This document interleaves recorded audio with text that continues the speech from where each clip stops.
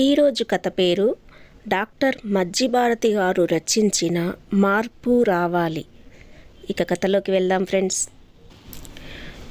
దీపు, చైతు, ఏమండి మీ ముగ్గురు ఒకసారి ఇలా వస్తే మీతో మాట్లాడాలి. పిల్లల్ని భర్తని పిలిచింది ఇందుమతి. టీవీ చూస్తున్న మోహన్ మొబైల్ ఫోన్లో గేమ్స్ ఆడుకుంటున్న పిల్లలు మేం బిజీ, తర్వాత మాట్లాడుకుందాం అనేశారు. ఇందువైపు చూడకుండానే. తర్వాత మాట్లాడడానికి రేపటి నుండి నేను ఇక్కడ ఉండనేమో అన్న ఇందుమతి మాటలకి తలెత్తి చూశారు ముగ్గురు. ఊరు వెళ్తావా? ఎక్కడికి? మాకు చెప్పనే లేదు.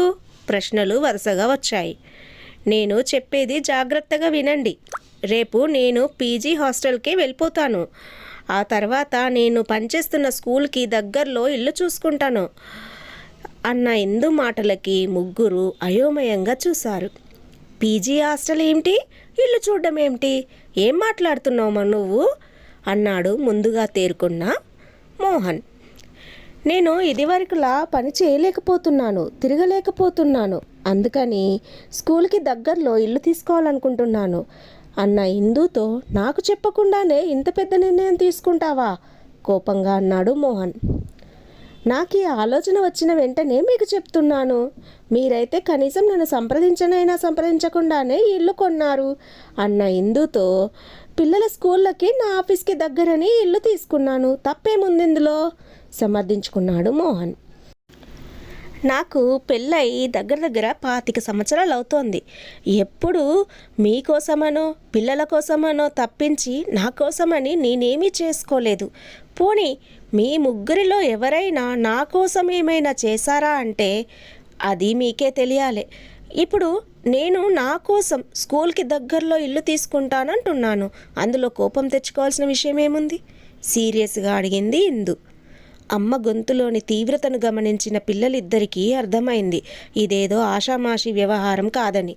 నేనేం చేసినా మన కోసమే కదా సమర్థించుకున్నాడు మోహన్. ఆ మనలో నేనెక్కడున్నానా అన్నదే నా ప్రశ్న అంది ఇందు. ఇదంతా నీకోసం కాకపోతే ఇంకెవ్వరి కోసం అన్న మోహన్ మాటల్లో పసలేదని పిల్లలకు కూడా అర్థమైంది. గతాన్ని తవ్వడం నా అభిమతం కాదు. మీరెలా తీసుకున్నా ఇన్నాళ్ళు నేనందరి విషయంలో బాధ్యతగా ఉన్నాననే అనుకుంటున్నాను. నా శరీరంలో పటుత్వం తగ్గి నేను వెనకటిలా పని చేయలేకపోతున్నాను. నా గురించి నేను శ్రద్ధ తీసుకోవాల్సిన సమయము వచ్చింది. నా గురించి నేనైనా పట్టించుకోకపోతే నా ఆరోగ్యం దెబ్బతింటుంది. అందుకే ఆలోచించి మా స్కూల్కి దగ్గరలో ఇల్లు తీసుకోవాలనుకుంటున్నాను. నాతో ఉండాలనుకుంటే మీరు రావచ్చు. కానీ ఒక్క షరతు, నా నుండి మీరేం ఆశిస్తారో అక్కడ మీరలా ఉండాలి సింపుల్గా చెప్పింది ఇందు. అర్థమయ్యి కానట్టున్నాయా మాటలు అంటే ముగ్గురు ఒకేసారి అడిగారు. ఏముంది, తెల్లవారి లేవగానే మీకు కాఫీలో, టిఫిన్లో, క్యారేజ్ బ్యాగ్సుల్లో ఇంకేవో ఏవో మీ అవసరాలు నేనెలా తీర్చాలనుకుంటున్నారో మీరు అవన్నీ చేయాల్సి ఉంటుంది. ఒక్క మాటలో చెప్పాలంటే అందరం కలిసి పని చేసుకోవాలి అక్కడ విడమర్చి చెప్పింది ఇందు. అమ్మో, నీ అంత తొందరగా లేవడం నా వల్ల కాదు. అయినా రాత్రంతా చదువుకొని లేటుగా లేస్తాం. మరి లేటుగా లేవడాన్ని సమర్థించుకుంది దీపు. నీకు అలవాటైన పనులు మమ్మల్ని చేయమంటే ఎలా కాస్త విసుగ్గా అన్నాడు మోహన్. అది కాదమ్మా, మాకు అలవాటు లేని పనులు, అదీ కాక నువ్వైతే ఏ పనైనా బాగా చేస్తావు ఆలోచనగా అన్నాడు చైతన్య. చేస్తుంటే అదే అలవాటవుతుంది బాధగా చిన్న నవ్వు నవ్వింది ఇందు. నా సంగతి విడిచిపెట్టు, పిల్లలు ఇంకా చిన్నవాళ్ళు, వాళ్ళని విడిచి ఎలా వెళ్తావు? దీపు 3rd ఇయర్ ఇంజనీరింగ్ చేస్తోంది. చైతు తొందరలో ఇంజనీరింగ్ కాలేజీలో జాయిన్ అవుతాడు. ఇంకా వాళ్ళ వెనుకుండి చదివించాల్సిన అవసరము లేదు. ఎలా ఉంటే మంచిదో వాళ్లకు గ్రహింపుకొచ్చిన వయసు. అయినా నేను విడిచి వెళ్తాననలేదు కదా, మిమ్మల్ని రావచ్చంటున్నాను. పోనీ నీకంత చేయడం కష్టంగా ఉంటే వంట మనిషిని పెట్టుకుందాం అన్న తండ్రి మాటలకు అంతకు ముందు జరిగిన విషయం గుర్తొచ్చింది చైతన్యకి. అమ్మకి ఒంట్లో బాగా లేనప్పుడు వంట మనిషిని పెడతానంటే వంట మనిషి వెనక ఉండి పని చేయించడమే పెద్ద పని. వాళ్ళు మనలాగా చేస్తారా ఏమిటి? అయినా వంట ఎంతసేపు? కుక్కర్ పెట్టేసి ఓ కూర చేస్తే సరిపోతుంది. మేమేమైనా అది కావాలి ఇది కావాలి అంటున్నామా? ఏది పెడితే అది తింటున్నాం కదా, డబ్బులు దండగా.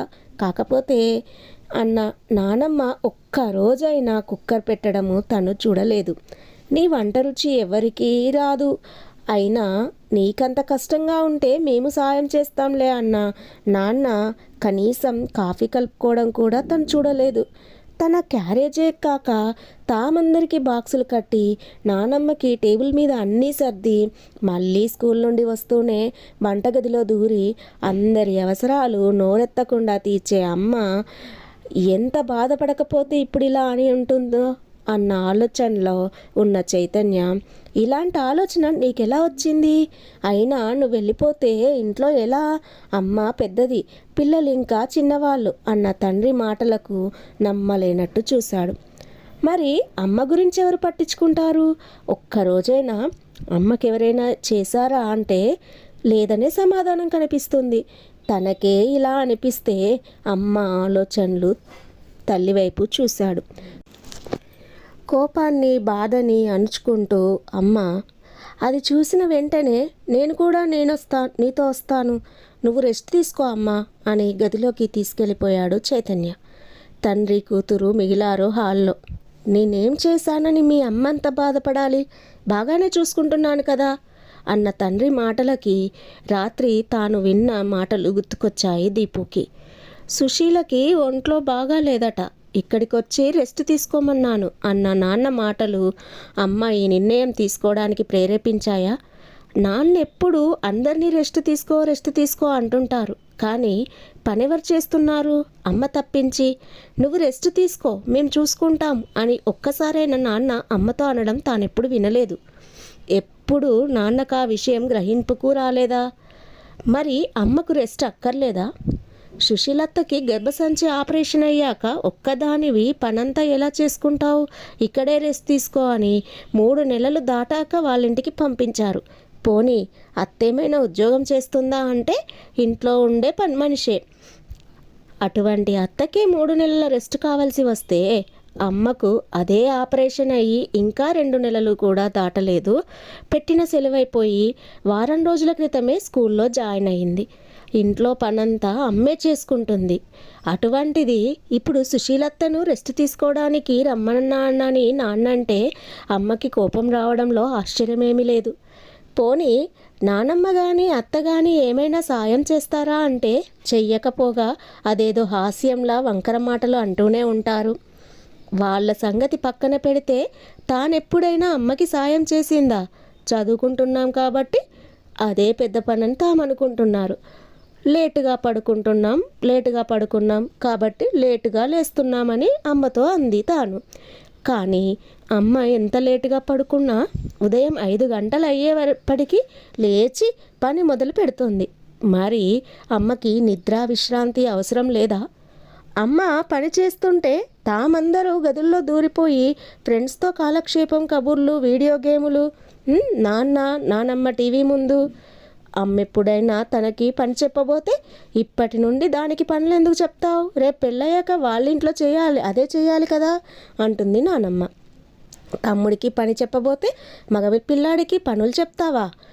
నేనెప్పుడు నా పిల్లలకి పనులు చెప్పలేదని నానమ్మ వెనుకేసుకొస్తే అదేదో గొప్పగా అనిపించేది.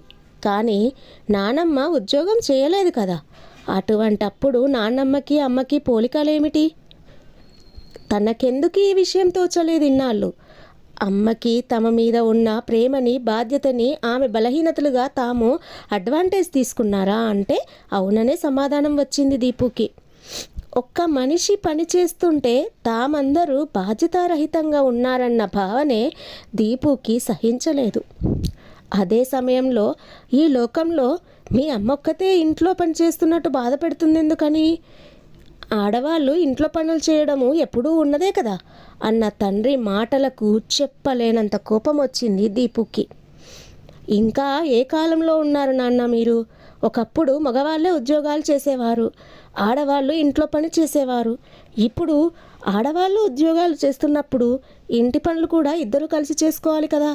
గుండెల మీద చేయి వేసుకొని చెప్పండి, మీరెప్పుడైనా అమ్మకు సాయం చేశారా?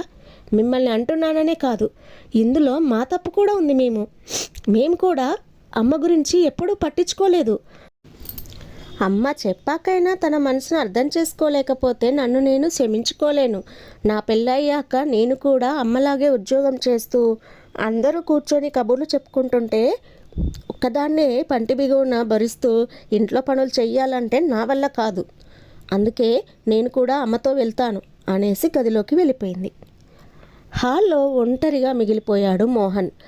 ఇందు కుటుంబానికి ఏమీ చెయ్యలేదని తాననలేడు. అలాగని ఆమెతో పాటు బాధ్యతలను పంచుకోవాలంటే అలవాటు లేని పని. కూతురు కూడా అంత మాట అన్నాక నిజమే అనిపిస్తుంది. ఇంట్లో పనంతా ఇందుయే చేసుకుంటుంది. పిల్లల్ని తానే చదివిస్తుంది. అమ్మని తన ఇంటికి వచ్చిన చెల్లెళ్ళని చూసుకుంటుంది. తాను సాయం చేయకపోగా కనీసం మెచ్చుకుంటూ అయినా ఒక్కరోజు కూడా మాట్లాడలేదు. కానీ ఇంట్లో భార్యలకు సాయం చేసే మగవాళ్ళని గురించి ఆడంగి వాళ్ళని తన తల్లి చెల్లెళ్ళు అనుకోవడము, కొన్ని పనులు ఆడవాళ్లే చెయ్యాలన్న స్నేహితుల మాటలు, ఇంటిని ఇందుయే బాగా చూసుకోగలదన్న తన నమ్మకము ఎటువైపు వెళ్ళాలో తెలియడం లేదు. ఇందుని వదిలి ఉండలేడు. అలాగని ఇందుతో సమానంగా వంటగదిలో పని చెయ్యనూ లేడు. చిన్న చెల్లి దగ్గరికి వెళ్ళిన అమ్మ వస్తే ఏం చెప్పాలి? భార్య నీ మాట వినేటట్టు చేసుకోలేవా అని అడుగుతుంది. సమస్యకి పరిష్కారం ఏమిటో తెలియడం లేదు. తరతరాలుగా జీర్ణించుకుపోయిన మగబుద్ధి, వివేకంతో కూడిన విచక్షణల మధ్య ఇంకా ఊగిసలాడుతూనే ఉంది మోహన్ మనసు. ఇంతలో సుశీల దగ్గర నుండి ఫోన్. అంత దూరం ఒక్కదానిని ఎలా వెళ్తావు? నేనొచ్చి దింపుతారన్నారా ఆయన.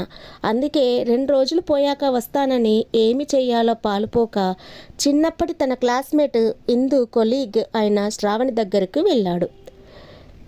ఫోన్ చేయడమే కానీ తాను ఇంటి నుండి వచ్చి 4 రోజులైనా తన దగ్గరికి రాలేదు మోహన్. అతని మనసులో తన విలువ ఇంతేనా?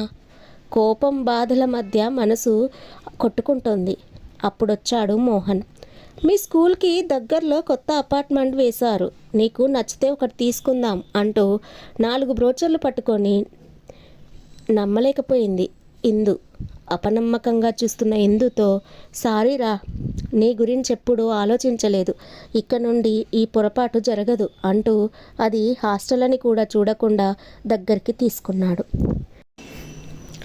తనలో ఈ మార్పుకి కారణం శ్రావణి. ఇంట్లో జరిగిన విషయం. సుశీలని రెస్ట్ తీసుకోవడానికి రమ్మన్నానని చెప్పిన వెంటనే ఆపరేషన్ అయి 6 నెలలైంది. సుశీలకి రెస్ట్ కావాలా?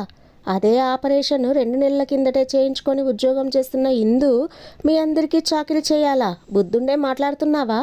నా క్లాస్మేట్ అని చెప్పుకోవడానికి సిగ్గుపడుతున్నాను. నీతో పాటు ఇందు ఉద్యోగం చేస్తున్నప్పుడు తనతో పాటు ఇంటి బాధ్యతలను పంచుకోవాలని తెలీదా? నీ డిక్షనరీలో భార్య మనిషి కాదా? ఆమెకు విశ్రాంతి అక్కర్లేదా? ఇందు కాబట్టి ఇన్నాళ్ళు భరించింది. అదే నేనైతే ఎప్పుడో విడాకులిచ్చేద్దును. మనసులో శ్రావణి మాటలు గింగురుమంటున్నాయి. నిజమే కదా, అలవాటైన పుట్టింటికి రావడానికే ఒక్కదానివి ఎలా వెళ్తాను అని సుశీల వాళ్ళ ఆయన ఆలోచిస్తుంటే, ఇంటా బయట అన్ని పనులు చేసుకుంటున్న తన భార్యని తానెంత బాగా చూసుకోవాలి? తానేమి చెయ్యాలో తెలిసి వచ్చింది. మార్పు రావాలి. ఉద్యోగాలు చేస్తున్న భార్యలున్న భర్తల్లో మార్పు రావాలి. పనుల్లో ఆడా మగ తేడా చూపించకుండా ఇద్దరూ కలిసి పని చేసుకోవాలి. ఇన్నాళ్ళు తాను చేసిన తప్పేంటో అర్థమైంది. ఇందు బాధపడకుండా చూసుకోవాలి. తనకి పనుల్లో సాయం చెయ్యాలి. ముందొక వంట మనిషిని పెట్టుకోవాలి. ఇందుకి ఎలాంటి కష్టం కలగకుండా చూసుకోవాలి. అంతే. ఈ ఆలోచన వచ్చిన వెంటనే స్కూల్కి దగ్గరలో కొనుక్కోవడానికి ఇల్లేమన్నా ఉన్నాయని కనుక్కొని ఇందు ముందు వాలిపోయాడు మోహన్. కథ విన్నారు కదా. ఈ కథ కనుక నచ్చినట్లయితే మన ఛానల్ని ఫస్ట్ టైం చూస్తున్నట్లయితే ఇంకా సబ్స్క్రైబ్ చేయకపోతే సబ్స్క్రైబ్ చేసుకోండి ప్లీజ్. అలాగే ఈ కథకు ఒక లైక్ కూడా ఇస్తారని అనుకుంటున్నాను. మరొక మంచి కథతో మళ్ళీ మీ ముందుంటాను. అంతవరకు బాయ్ ఫ్రెండ్స్.